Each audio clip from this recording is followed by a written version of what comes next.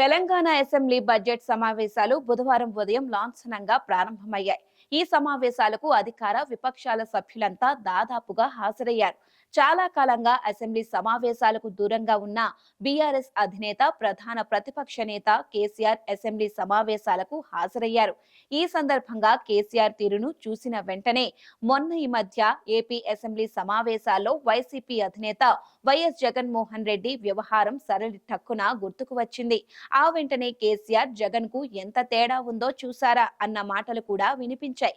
పులివెందుల ఎమ్మెల్యేగా ప్రమాణ స్వీకారం చేసిన తరువాత అసెంబ్లీ ముఖమే చూడని జగన్ తన పార్టీ ఎమ్మెల్యేలను కూడా సభ గడప తొక్కనీయకుండా కఠిన ఆదేశాలు జారీ చేశారు.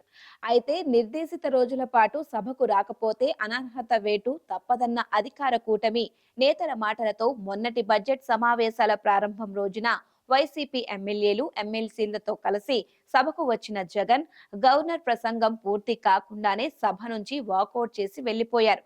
సభకు వచ్చి అటెండెన్స్ బుక్ లో సంతకం చేసి తద్వారా సస్పెన్షన్ వేటును తప్పించుకునేందుకే అసెంబ్లీకి వచ్చినట్లుగా జగన్ తన వైఖరితోనే చెప్పేసినట్లయింది. ఆపై సభకు వచ్చేది లేదని, ఇందుకు కారణం తనకు ప్రధాన ప్రతిపక్ష నేత హోదా ఇవ్వకపోవడమేనని కూడా జగన్ ప్రకటించారు. తెలంగాణ అసెంబ్లీ బడ్జెట్ సమావేశాల ప్రారంభం సందర్భంగా కేసీఆర్ హుందాగా సభకు వచ్చారు. బీఆర్ఎస్ కార్యాలయం తెలంగాణ భవన్ కు వచ్చిన ఆయన బీఆర్ఎస్ ఎల్పీ భేటీని కూడా ఆయన నిర్వహించారు. బీఆర్ఎస్ ఎల్పీ కార్యాలయంలో మరోమారు తన పార్టీ సభ్యులతో భేటీ అయ్యారు.